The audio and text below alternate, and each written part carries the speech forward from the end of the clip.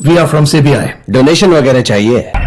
इस डिजीज के मरीज बिल्ली की तरह रहेंगे। पुदीने की चटनी नहीं है?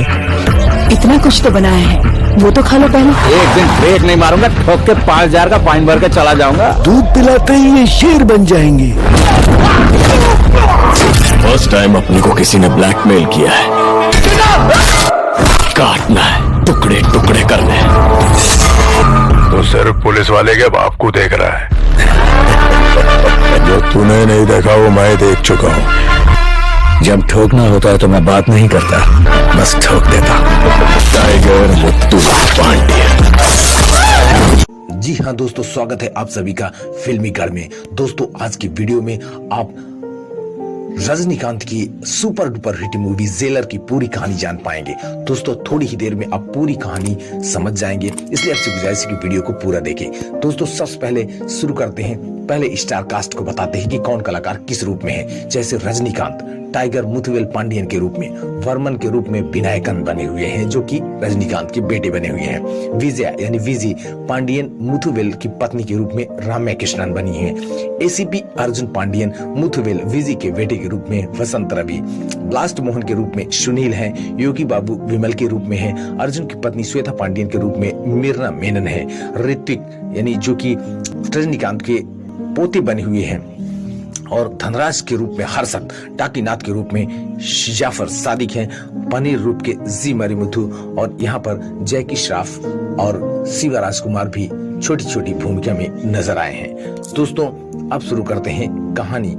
दोस्तों कहानी शुरू होती है मुथुवेल पांडियन जो कि एक सेवानिवृत्त पुलिस अधिकारी हैं, यानी रजनीकांत रिटायर हो चुके हैं, जो अपने परिवार के साथ कोडम्बक्कम में रहते हैं। मुथुवेल का बेटा जो कि एसीपी अर्जुन एक सनकी गैंगस्टर वर्मन की जांच कर रहा होता है, जो देवताओं की मूर्तियों की तस्करी करता है और उन्हें अरक्कोणम में अपने संचालन के आधार से संचालित करके विदेशों में खरीदारों को बेचता है। अर्जुन वर्मन के गुर्गे सीनू का सामना करता है और उससे वर्मन के ठिकाने के बारे में पूछता है। जैसे अर्जुन वर्मन को पकड़ने के करीब पहुंचता है, वह अचानक लापता हो जाता है। पुलिस विभाग यह बात फैला देता है कि उसने यह छिपाने के लिए आत्महत्या कर दी है कि शायद उसने वर्मन को मार डाला था। अपने बेटे के खोने का दुख और कुछ हद तक उसे ईमानदार और निडर बनाने के लिए खुद को दोषी ठहराते हुए मुथुवेल यानी रजनीकांत सीनू के पीछे जाते हैं और उसकी हत्या कर देते हैं और एक स्थानीय टैक्सी ड्राइवर विमल की मदद से शव को ठिकाने लगा देते हैं।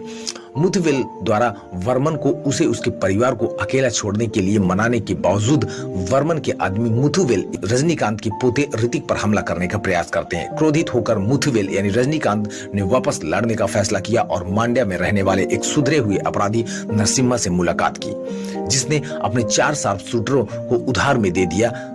रजनीकांत के साथ नरसिम्हा के आदमियों की मदद से मुथुवेल वर्मन को ब्लैकमेल करता है और अपमानित करता है, जिसके बाद एक बिहारी गैंगस्टर कामदेव होता है जो कि मुथुवेल यानी रजनीकांत और उसके परिवार को उसके घर पर मारने के लिए लोगों को भेजता है ताकि उन्हें मार गिराया जा सके। यह जानने के बाद कि वर्मन का लक्ष्य मुथुवेल यानी रजनीकांत है, कामदेव ने उन्हें बताया कि मुथुवेल एक समय तिहाड़ मुथुवेल यानी रजनीकांत एक समय तिहाड़ जेल का क्रूर और करिश्माई जेलर था, जिन्हें टाइगर मुथुवेल पांडियन के रूप से नाम से जाना जाता था। उन्होंने अपराधियों को कठोरता से अनुशासित किया और लोगों को सुधार दिया था, लेकिन कामदेव सहित सहयोगियों का एक विशाल नेटवर्क हासिल करके उन्हें सुधारने की मदद की। मुथुवेल ने वर्मन को अपने अड्डे पर घेर लिया, यानी रजनीकांत ने उस विलेन को घेर लिया, लेकिन उसने बताया कि अर्जुन अभी भी जीवित है। अर्जुन यानी रजनीकांत का बेटा अभी तक रजनीकांत समझ रहे हैं कि मर गया है।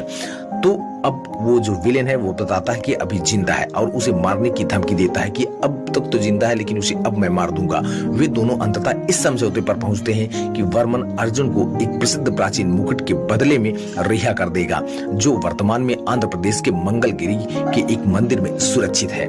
मुथुवेल ने तेलुगु अभिनेता ब्लास्ट मोहन जो कि एक मंदिर का ट्रस्टी है जहां मुकुट रखा हुआ है को शामिल करके डकैती की योजना बनाई। विभिन्न धोखे के बावजूद मुंबई में एक तस्कर की मदद से मैथ्यू नामक मुथुवेल अंततः मुकुट के कप को अपने कब्जे में ले लेते हैं और उसे वर्मन को देते हैं ताकि उनका बेटा छूट सके, लेकिन बाद में पता चला कि उसने जो मुकुट भेजा था वह नकली था। वर्मन अर्जुन को मुक्त तो कर देता है, जो खुद को एक भ्रष्ट पुलिस अधिकारी के रूप में प्रकट करता है, जो कि वर्मन के कार्यों को कटौती करना चाहता है, जो पैसे के लिए अपने ही पिता को मारने को तैयार है।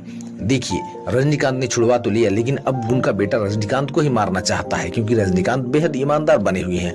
हालांकि नकली मुकुट में छुपा हुआ एक कैमरा जो कि रजनीकांत ने लगा दिया था, उसके जरिए उसकी पूरी बातचीत मुथुवेल द्वारा रिकॉर्ड कर ली जाती है और देखी जाती है। यह कामदेव, विमल और सहयोगियों के साथ वर्मन के ठिकाने पर हमला करता है। वर्मन और उसके लोगों को मार डालता है, जबकि नरसिम्हा मुथुवेल के परिवार की रक्षा करता है और मैथ्यू वर्मन को तस्करी के कार्यों को नष्ट कर देता है। मुथुवेल ने अर्जुन को यानी अपने बेटे को, क्योंकि वो भी उसमें संलिप्त था, तो उनको आत्मसमर्पण करने का आखिरी मौका देता है। हालांकि फिर रजनीकांत का बेटा अर्जुन वो मना कर देता है कि मैं आत्मसमर्पण नहीं करूंगा, और फिर एक पिस्तौल से खुद रजनीकांत को मारने की कोशिश करता है।